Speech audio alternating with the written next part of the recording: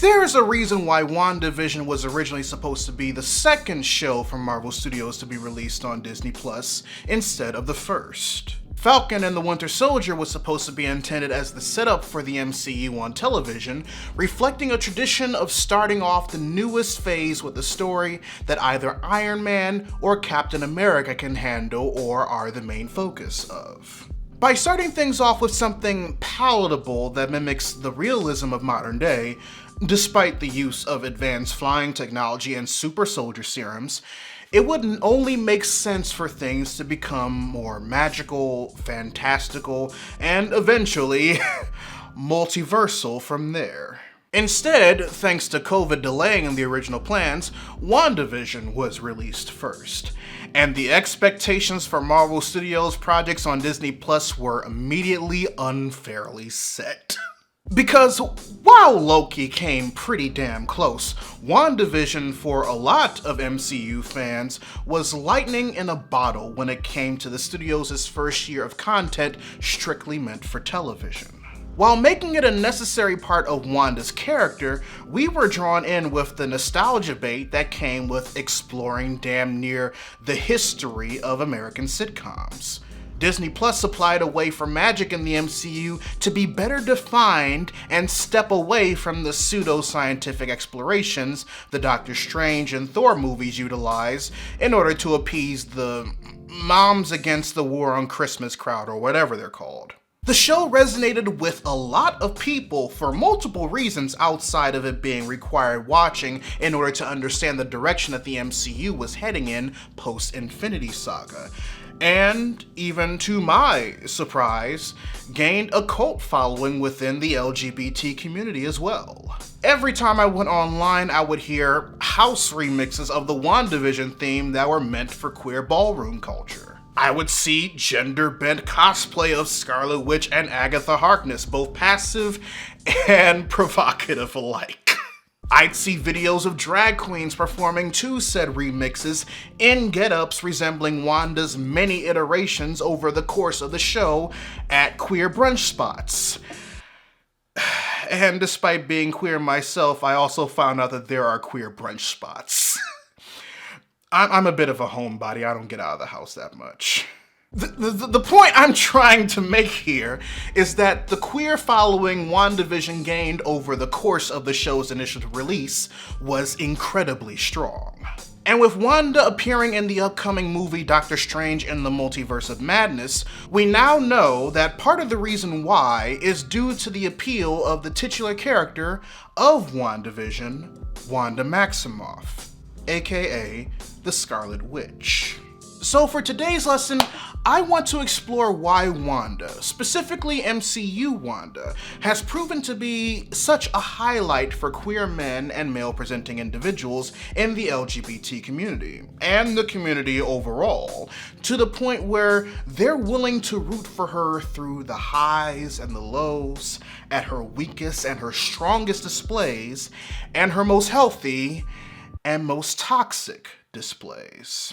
But in order for us to do so, we have to explore her roots to the phenomenon of diva worship.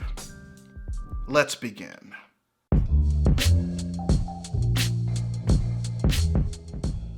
Hey readers, Laron here, offering you analysis and perspective on your favorite bits of geek and pop culture media. If it wasn't obvious from the intro, this video will in fact contain spoilers for Marvel Studios' WandaVision.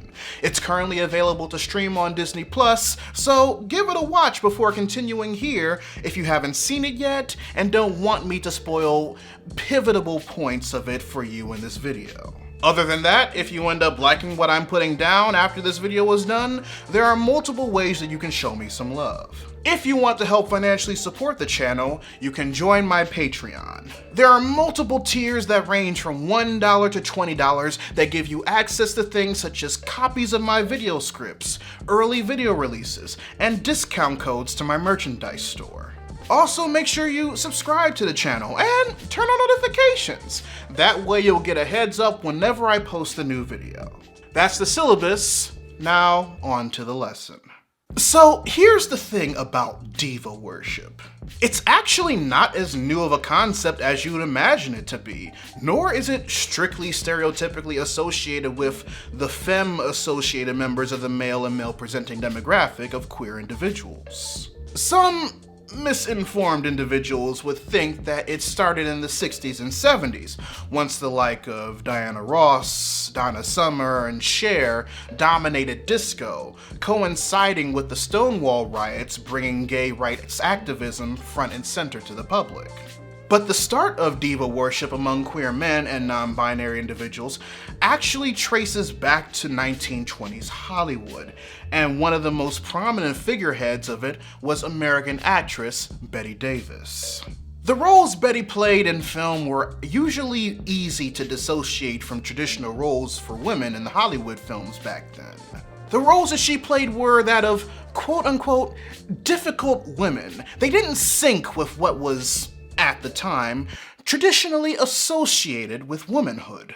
And thanks to the rules and regulations of film during that time, prohibiting movies from glorifying or presenting healthy queer experiences in protagonists and main characters because homosexuality and the like was listed as a mental disorder until the late 60s. The only representation queer people had in media until that mandate was removed was either in the form of a villain trying to corrupt the protagonist with their own perversion, or a side character having queer feelings but choosing to do fatal harm to themselves instead of being allowed to process them in a healthy fashion.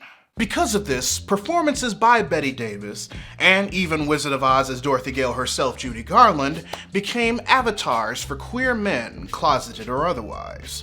Friend of Dorothy, an old bit of gay slang that was used as a way of identifying other queer individuals to avoid hostility, was crafted thanks to the diva worship of Judy Garland, after all. Because they couldn't see themselves on screen in a way that didn't villainize or ostracize them, queer men looked to these characters and, as a result, the actresses that portrayed them related to the experiences and the fame bestowed upon the performer respectively, due to the majority of the roles played by the women of this era basically being queer male stories, but with a female lead instead.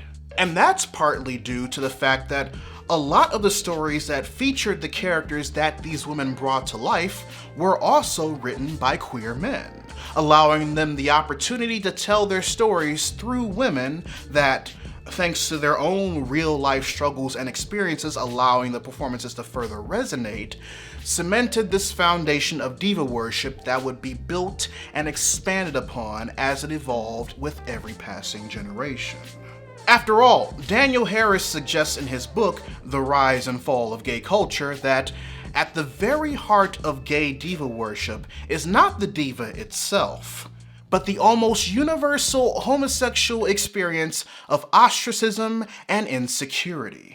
It's in that relation between queer men and male-presenting individuals that the women they see on stage and on screen that either were chosen to be their avatars presented femininity and sexuality in ways that they could relate to, but the rest of the heteronormative world couldn't, or both simultaneously, that caused diva worship to become so popular. So much so that diva worship began to expand way past that of the glitz and glam of Hollywood stardom and fame. As mentioned before, pop and disco singers like Cher, Donna Summer, and post-Supreme's Diana Ross became subject for diva worship by queer men and male-presenting individuals. The latter taking advantage of the attention by releasing the song I'm Coming Out, which easily became an LGBT anthem before Biggie Smalls decided to sample it for More Money, More Problems. Nowadays, diva worship among queer men is a tried and true staple of queer culture, regardless of ethnicity. Most of the focus currently is on pop stars like Lady Gaga, Beyonce, Britney Spears and Ariana Grande, Mariah Carey, Janet Jackson, and the late great Whitney Houston being examples for the previous generation, with a few exceptions in the form of fictional characters in movies and television, similar to how characters of Betty and Judy started the craze, but now more reflective on the modern day. Bonus points if the diva in question is an active ally and advocate for the LGBT community, like the nannies Fran Drescher or the main cast of the Golden Girls. Even queer men in geek and nerd spaces have their own slice of the diva worship pie, even from the most simplest of shit. You have no idea how many queer men and male-presenting peeps I know that resonate their queerness with the fact that all that the Shiva summon from Final Fantasy X did was snap her fucking fingers. Hell, there's a reason why David Coop and Robert Zemeckis, the straight male writer and director of the cult classic Death Becomes Her respectively, couldn't understand why the movie had such a queer male following, but the film's star Meryl Streep was able to tell that there'd be a queer following after reading the first scene in the script. While there's still a demographic of queer men that resonate with the woman's struggle to be accepted into society on their own terms, there's also the factor of glitz, glamour, a reclamation of sexuality for oneself before that of the patriarchy, and fierceness in highlighting one's own femininity that resonates in the practice as well. So much so that upon first exploration, it wasn't that presumptuous to assume that taking all these factors into consideration meant that there was a bit of covetousness in diva worship. Now, while the closest thing that I've come to participating in the phenomenon is being a fan of a non-binary shape-shifting deity that regularly channels David Bowie levels of androgyny and needs their 2 pet dogs to break out of horny jail so that they can properly enter our dimension in order to destroy it, diva worship, while definitely something I understand and respect from my fellow queer men and male-presenting counterparts, was never really something that I found myself needing to participate in. And no, it's not because I'm bisexual, and no, it's not because I present more mask, which is a fucking lie. But, as I stated before, due to my lane of queer truth being in geek and nerd culture, fandom, and storytelling, while also actively exposing myself to history, theory, philosophy, and analysis, I was able to find these aspects of queer culture take root in the soil that I'm mostly planted in. And considering how quickly it was made known both over the course of the weekly episode releases and the overall reception of the show, I began to notice that part of the reason for the popularity of WandaVision was in part of its interchangeable black and queer followings. The latter beginning to show signs of diva worship toward the show's protagonist, Wanda Maximoff, thanks to relatability and the need of making her an escapist character they can see themselves in. However, in order for us to understand how members of said community can easily find themselves being fine with her holding an entire suburban town mentally hostage while receiving very little to no consequences to her actions, we have to ask, what's up with Wanda?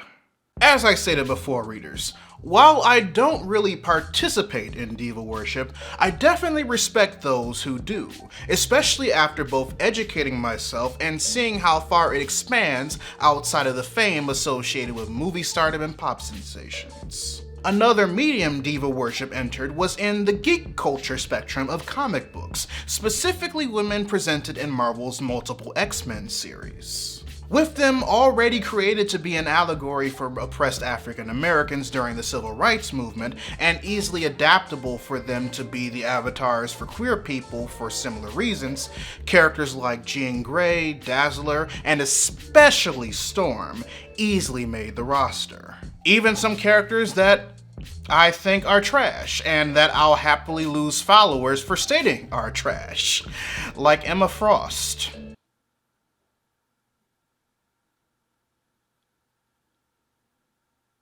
Anyway, while Scarlet Witch in comic book form is definitely among the number of fictional divas worshipped by queer geeks, I can see how her MCU counterpart became worthy of the same admiration in WandaVision. Wanda's relatability with a certain demographic of queer men and male-presenting individuals is in her tragedy, her trauma, and choosing to cope via dissociation. While the show has given us her association to American sitcoms as her mental retreat, her internal safe space, it comes at a point where she's lost so much already. Her home, her brother, and now Vision himself. And that's not to mention the multiple experiments that she and Pietro underwent with the Mind Stone that caused her to awaken her previously inert magical abilities. Or, if you've seen my theory video on the subject, awaken her previously inert X gene that grants her the mutant ability to connect to the Nexus in order to naturally wield chaos magic. As we know, all of this previously mentioned inner grief and trauma, compounded with finding out Vision's hope for them to live a life together after his body was claimed by Sword, was pretty much the breaking point that caused Wanda to turn Westview into her personal mental retreat. Aspects about the things that she cherished from her childhood, like her love of American sitcoms, as an easy way to learn English and bond with her family, a la The Dick Van Dyke Show, Bewitched, Growing Pains, and others became the backdrop. An idealized version of Vision that was a hybrid of how he both was and how she projected him to be was created to help make the loss of the actual Vision hurt less. And the twins Billy and Tommy were manifested to represent the life she wished she was able to have. And unfortunately, the citizens of Westview, with the exception of Agatha Harkness of course, had no choice but to play into the stereotypical roles of her wish fulfillment fantasy as she dealt with finding solace in the midst of and working through her psychotic break. What's interesting about what went down with Wanda during WandaVision, however, is that everything she previously internalized and made reality via the Hex is 100% relatable to a certain demographic of the queer men that possibly diva worship this version of her. As I stated before, part of the appeal of gay diva culture is vicariously living the experiences of the character that the actress plays as if they were their own, because it can very easily be their own. And when it comes to Wanda, almost the entirety of her individual experience in Westview matches a lot of said wants and desires. Like Wanda going through the multiple generations of American sitcoms, we seek spaces and environments that give us a sense of comfort and safety, even if they're a bit predictable. Like the vision we receive throughout the series, we tend to torture ourselves by whipping up the perfect and ideal romantic partners for ourselves in our heads, sometimes even projecting said ideals on those we want to be our partners or even our actual partners. And just like it would have been otherwise impossible for Billy and Tommy to have been born if not for Wanda's chaos magic, despite there being real life, albeit one-sided workarounds for this nowadays, there is still a want within some of us to have children that are a 100% genetic result of both male-presenting partners. You know, with the possible exception of Eternals' Phastos, who probably invented something that allowed him to successfully combine he and his husband's genetic code so that their son is legit their son. I wouldn't put it past him at all. And the way the situation surrounding Wanda's experience in Westview after the Hex was cast was so fast as well, as if she were making up for lost time. Marriage, reproduction, and parenthood all happened within the span of the first 3 consecutive episodes, and from episode 5 onward, which is even more crazy when you remember that WandaVision takes place over the course of a week. To a queer man watching Wanda quickly go through these different stages of marital life with her version of Vision, already dealing with the wants and desires of a life that heteronormativity has placed upon Western society and has successfully sold the suggestion that accomplishing all of these feats within an appropriate time frame is what it takes to live a good, happy, and/or successful life. They feel validated in seeing a woman, despite using magic to do so, feeling compelled to rush to get to where society tells her that she needs to be in a way that technically meets her ideal situation and standard. While it definitely depends on the current state of the queer man that relates to how quickly Wanda goes through the notions, the real-life situations he wants that Wanda creates may already seem stacked against him. He could feel like he's losing the race because of his sexuality, his limited dating pool, state legislations and bills that previously made it difficult for him to marry, and state legislations and bills that currently make it difficult to both adopt and legitimize same-sex parenthood via artificial insemination. While the real-life list goes on, Wanda doesn't deal with that. She's playing catch-up for sure, but to the queer man beginning to start his progression into diva worship, she's capable of having her own kids with her ideal partner in her ideal space, who otherwise may not have been able to accomplish such a feat. To this queer man, WandaVision is wish fulfillment at its finest. And while Wanda's life in her hexed Westview definitely represents all of this wish fulfillment within a certain demographic of queer men who are fans of WandaVision, the most obvious desire that's coveted from Wanda in this regard is her sense of control over everything and everyone throughout the majority of the show. It may have taken some people into the third episode to piece together that Wanda wasn't trapped within the Hex, but was willingly responsible for the Hex, but I knew that there would be a sense of relatability and desire from certain people in episode 2, when Wanda saw the transformed sword agent emerge from the manhole with the intention of interrupting her ideal reality and simply saying, "No."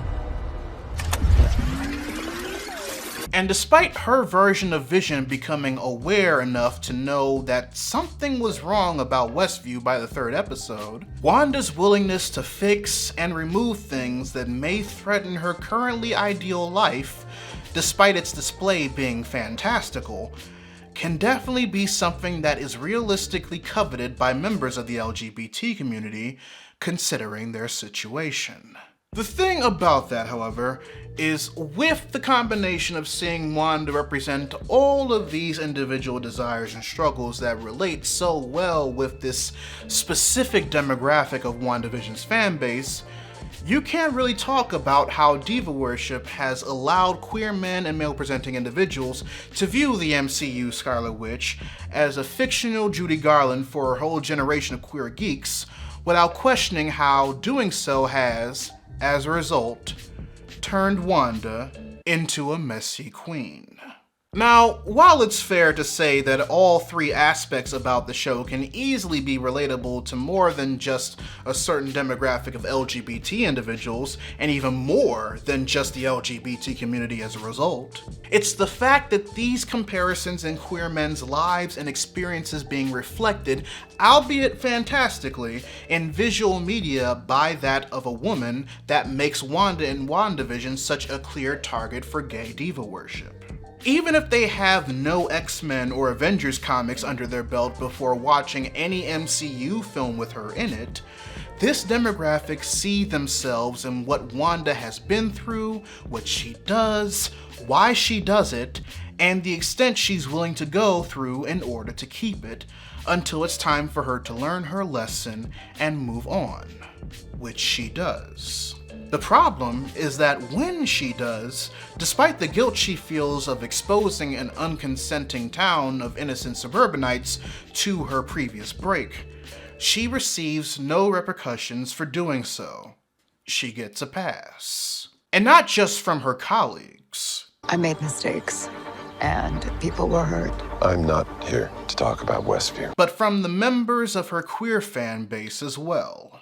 However, the latter doesn't do so because they think that she can do no wrong or that she was deserving of facing no consequences for her actions. It's because in their experience in living vicariously through Wanda and WandaVision via diva worship, if they condemn Wanda for how she behaved and controlled Westview up until Agatha forced her to deal with her problems head on, then that would mean they would have to condemn themselves for desiring Wanda's problematic displays over the course of the series. even if the real life situation one is projecting onto Wanda's actions is significantly smaller, more innocent, and doesn't affect as many people, if any at all. So instead, it's encouraged. She, ironically enough, is used as an escape for those who realistically resonate with everything she's gone through and how she handles things as a result. They know that how she's dealing with things is unhealthy, and how she exposes others to it without their consent is just as unhealthy. But because it's not them, and instead this powerful mutant witch with reality warping chaos magic at her beck and call, going through an exaggerated version of what they are going through, Wanda can easily take the burden of consequence instead, and be relieved when she canonically doesn't. She becomes not just an avatar for queer men who have had reasonable levels of wish fulfillment that mirrors what she exaggeratingly brought to the life in the show, but also becomes a characterized embodiment of a swear jar for said demographic of queer men and male-presenting individuals, placing a quarter inside every time they see her both handle a situation that relates to their sense of queerness and carry out a problematic and borderline toxic trait that they're unwilling to do because of it, thanks to their sense of ethics and morality. Bravo! Now, I want to be absolutely clear that the point of this video is not me bashing Diva Worship, or saying that it's impossible to not partake based on its origins and how it's reflected in modern media. While there isn't as much as I would personally like, proper queer representation that provides both realism and escapism, masc, femme, and a mixture of both alike, have been making itself more available with every passing moment in every way imaginable. However, just because such feats are being made doesn't mean that the old ways of seeking representation are dead and gone. Because as the popularity of Wanda Maximoff has shown since her debut in the MCU, and with the success of WandaVision, old school is the best school for a reason, despite how desired the new courses are to certain individuals. It's me, I'm certain individuals. And just how Agatha had to give Wanda a collision course in order to get her to realize what she was doing in order to heal. Sometimes it helps to understand the whole picture instead of focusing on just the one aspect in the corner that makes you feel better about yourself. To quote a good friend of mine who does Diva Worship Wanda, she's crazy as all hell, but I love that bitch. But I digress, readers. Your homework assignment for the day. Write in the comments section below what you thought of Marvel Studios' WandaVision if you've seen it. Or if you feel like sharing with the rest of the class, if you ever found yourself at the receiving end of Diva Worship in the case of relatability or desire when it came to either a real-life person or a fictional character. Whichever you decide to answer, I'd love to know your thoughts. A huge shout out to my patrons, both big and small, for helping me make this channel possible. Make sure you check out the card at the end of the video to see if you want to join, or click the link to it or any of my affiliates in the description box below. But until next time, this is Readus 101. Class dismissed.